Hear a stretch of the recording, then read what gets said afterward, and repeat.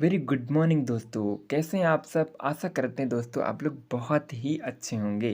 तो दोस्तों आज की वीडियो में हम डिस्कस करने वाले हैं ऐसी कौन कौन सी मेडिसिन है, ऐसी कौन कौन सी ड्रग्स हैं जिनके इफ़ेक्ट के वजह से हमारे बॉडी के इंटरनल ऑर्गन डैमेज होते हैं।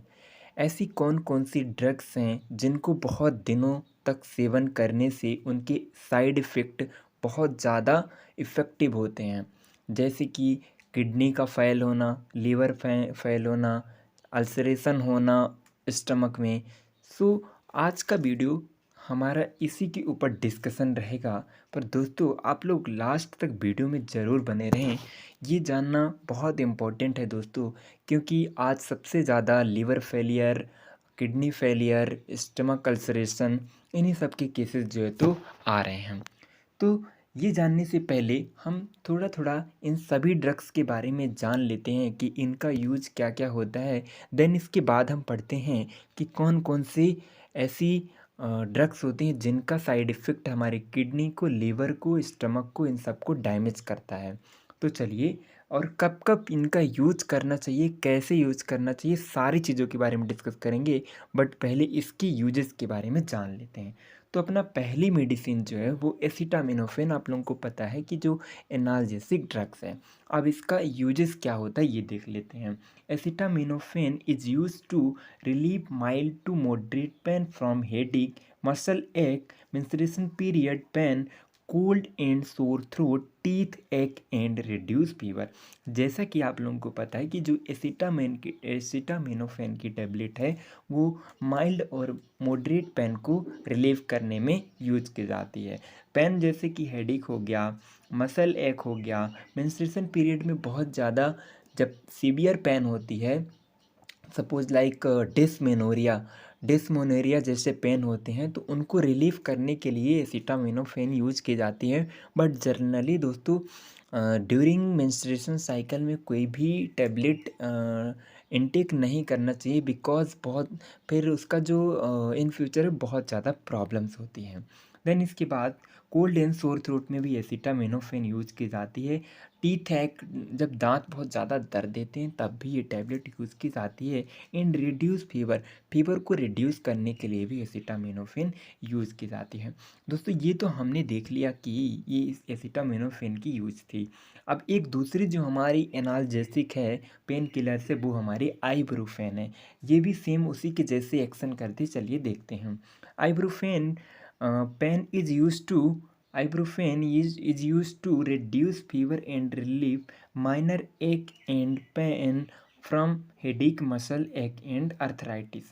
ये भी सेम एसिटामिनोफेन के जैसे फंक्शन करती है दोस्तों, और ये हेडेक और मसल पेन, अर्थराइटिस वगैरह में मेनली यूज़ की जाती हैं। देन इसके बाद हमारी जो तीसरी एनाल्जेसिक की टैबलेट है वो पैरासीटामोल है। Paracetamol is a medicine use to treat mild to moderate pain and fever. ये भी एसिटामिनो, ये सारी सेम लाइक इनके जो मैकेनिज्म ऑफ एक्शन होते हैं वो सेम होते हैं, बट इनका इफ़ेक्ट क्या क्या होता है वो अभी हम जानेंगे। तो ये भी फीवर और मॉडरेट पेन को रिलीव करने के लिए यूज की जाती है। देन हमारी जो लास्ट है वो है aspirin. Aspirin it is use to treat severe pain, headache, muscle ache and fever body, same like ये जितने भी हमने एनाल्जेसिक के बारे में डिस्कस किया उसके जैसे ही इनका भी फंक्शन है। अब देन इसके बाद में हम देख लेते हैं कि इनका सब जो रूट होता है कौन कौन से रूट में दिया जाता है, तो क्या क्या परेशानियाँ होती हैं। मेनली इनका जो रूट होता है वो टू रूट्स में दिए जाते हैं। पहला आईवी, इंट्रावेनस, और दूसरा है आईएम। आईवी आईएम दिए जाते हैं, और में भी यदि टैबलेट के फॉर्म में है तो इनको ओरल दिए जाते हैं माउथ के थ्रू। तो ओरल भी जिनको दिया जाता है, यदि ओरली टैबलेट बहुत दिनों तक सेवन करते हैं कोई पेशेंट, तो उनको उनकी जो स्टमक होती है उसमें बहुत ज़्यादा इफ़ेक्ट पड़ता है। कैसे, चलिए आगे डिस्कस करेंगे। तो दोस्तों हम स्टार्ट करते हैं कौन कौन से ऐसे साइड इफ़ेक्ट होते हैं एनाल्जेसिक के, यदि हम बहुत दिनों तक एनाल्जेसिक का सेवन करते हैं तो उससे कौन कौन से साइड इफ़ेक्ट हैं, कौन कौन से दुष्प्रभाव हैं, कौन कौन से बॉडी के ऑर्गन डैमेज होते हैं, इसके बारे में स्टार्ट करते हैं। तो पहला जो हम इफ़ेक्ट देखेंगे वो हमारे गैस्ट्रो इंटेस्टाइनल ट्रैक मीन्स कि हमारे स्टमक और इंटेस्टाइन में कौन कौन सी इफ़ेक्ट देखने को मिलता है। तो चलिए स्टार्ट करते हैं। When a person take analgesic from a long time, यदि कोई पर्सन बहुत दिनों से एनाल्जेसिक को इनटेक कर रहा है तो उसको कौन कौन से सिम्टम्स देखने को मिलेंगे। तो थोड़ा पिक्चर के थ्रू आप लोगों को दिखा दे दोस्तों कि ये जो हमारी स्टमक है, अब ये स्टमक में दोस्तों जो स्टमक की इनर लाइनिंग म्यूकोजा होती है, म्यूकोजा में डैमेज करता है। यदि सपोज ये एनाल्जेसिक की टैबलेट है और ये यहाँ पे आएगी और इसका जो ऑक्सीडेशन होगा, जब एब्जॉर्प्शन होगा और ड्यूरिंग एब्जॉर्प्शन इसमें बहुत ज़्यादा टॉक्सिसिटी होती है दोस्तों। आइब्रोफेन, एनाल्जेसिक या एसिटामिनोफेन में बहुत ज़्यादा टॉक्सिक जहरीला पदार्थ होता है जो कि हमारे स्टमक के इनर लाइनिंग को ब्रेक करती है, तोड़ती है और इसमें इरिटेशन होती है और धीरे धीरे अल्सर एंड इन्फेक्शन फॉर्म हो जाता है। तो आप लोग सोच सकते हैं, ये अनुमान लगा सकते हैं कि जो स्टमक की इनर लाइनिंग बहुत ही सेंसिटिव होती है, इसलिए वहाँ पे अल्सर फॉर्म हो जाते हैं और अल्सर बहुत कॉमन है दोस्तों। यदि बहुत दिनों तक हम एनाल्जेसिक को यूज़ करते हैं तो अल्सरेशन फॉर्म हो सकता है हमारे स्टमक में, इंटेस्टाइन में कहीं भी अल्सरेशन हो सकता है। और दोस्तों एनाल्जेसिक इंटेक करना साधारण सी बात नहीं होती, क्योंकि हमारे बॉडी के जब कोई भी ऑर्गन डैमेज होने लगते हैं तब हमारी बॉडी जो रिस्पॉन्स करती है वो रिस्पॉन्स रहता है फीवर। और यदि फीवर आने पर हम उस डिजीज़ को नहीं देखेंगे और हम केवल आइब्रूफेन खा लेंगे तो उससे हमारी प्रॉब्लम ठीक नहीं होगी। देन इसके बाद हम दूसरी जो है तो पॉइंट के बारे में डिस्कस करते हैं और क्या क्या होगा। यदि बहुत दिनों तक कोई पेशेंट इनटेक कर रहा है तो क्या होगा, gradually gets ulcer formation in stomach because inner lining the stomach start to break down. यदि बहुत दिनों तक कोई पेशेंट एनाल्जेसिक इनटेक करते हैं तो जो स्टमक की इनर लाइनिंग होती है वो धीरे धीरे डैमेज होने लगती है। और ये जब वो डैमेज होती है तो क्या क्या सिम्टम देखने को मिलता है दोस्तों।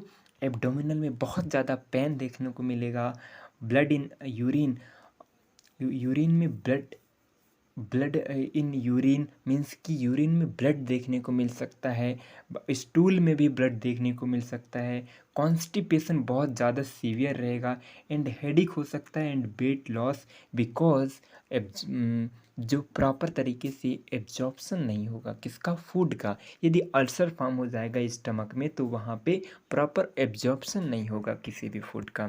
तो ये पहला साइड इफ़ेक्ट है जो कि हमारे स्टमक में बढ़ता है। अब दूसरे साइड इफ़ेक्ट के बारे में हम डिस्कस करेंगे जो कि हमारे लीवर पे इफ़ेक्ट पड़ता है। कहाँ पे दोस्तों, लीवर पे।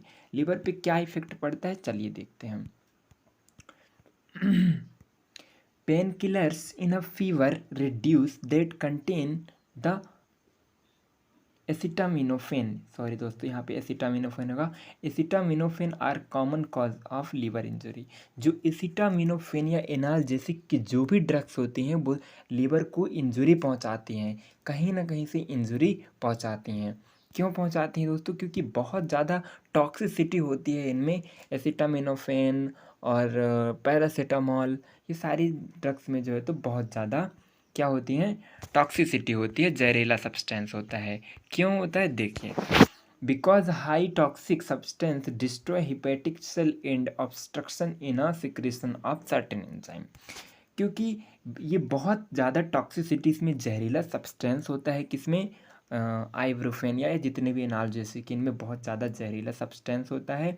और इसके बाद जो हमारे लीवर की जो सेल्स होती हैं उनको डैमेज करने लगते हैं एंड ऑब्स्ट्रक्शन, जो जैसे लीवर एंजाइम को सिक्रेट करके वो गॉल ब्लैडर में देता है, तो गॉल ब्लैडर और लीवर के बीच में ऑब्स्ट्रक्शन आ जाता है जिससे प्रॉपर तरीके से एंजाइम सिक्रेट नहीं हो पाता हमारे स्टमक में या तो फिर इंटेस्टाइन में, और जो है तो इस प्रॉपर तरीके से ऑब्जॉर्प्शन नहीं होता। आपको इमेज के थ्रू दिखा रहे हैं दोस्तों। तो यहाँ पे जब लीवर जो है तो एंजाइम बना के दोस्तों यहाँ पे सीक्रेट यहाँ पे स्टोर करने के लिए दे देती है, और यहाँ पे जब प्रॉपर यहाँ पे ऑब्स्ट्रक्शन आ जाएगा या तो फिर इसके सेल्स जो है डैमेज हो जाएंगे, तो एंजाइम नहीं आएगा इन स्टमक में, और स्टमक में जब एंजाइम नहीं आएगा तो अच्छे से फूड एब्जॉर्प्शन नहीं होगा और भी ज़्यादा टॉक्सिसिटी इंक्रीज होगी। तो हमने देखा पहला कि जो स्टमक की इनर लाइनिंग है वो डैमेज हो रही थी, देन दूसरा जो हमने साइड इफ़ेक्ट देखा वो लीवर के सेल्स जो है तो डैमेज हो रहे थे। देन इसके बाद अब हमारा तीसरा जो साइड इफ़ेक्ट है वो हमारी किडनी पे पड़ता है दोस्तों। किडनी बहुत जल्दी डैमेज होती है दोस्तों। कम से कम यदि आप 1-2 साल यदि ले लेंगे, आइब्रोफेन का सेवन कर लेंगे, तो आपकी जो किडनी जो है तो डैमेज होने लग जाती है। तो किडनी पे क्या इफ़ेक्ट पड़ता है ये देख लेते हैं।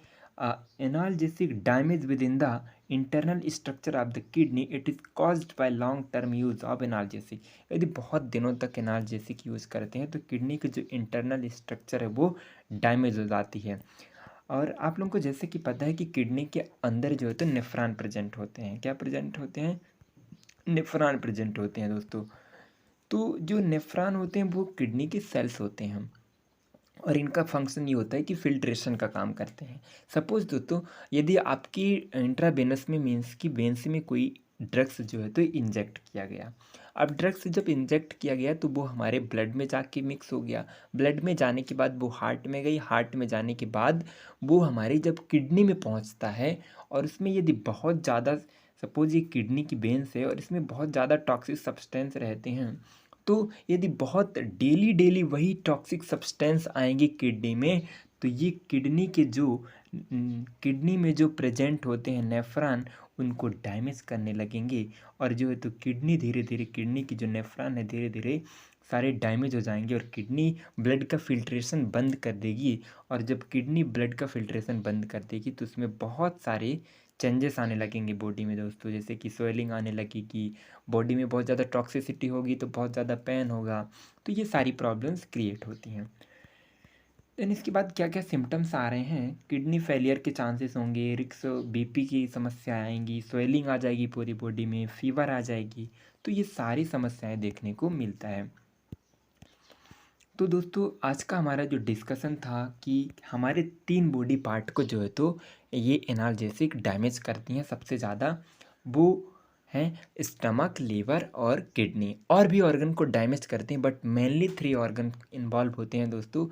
तो आज का वीडियो यदि हमारा अच्छा लगे हो तो आप लोग प्लीज़ लाइक एंड सब्सक्राइब जरूर करें। Thanks for watching.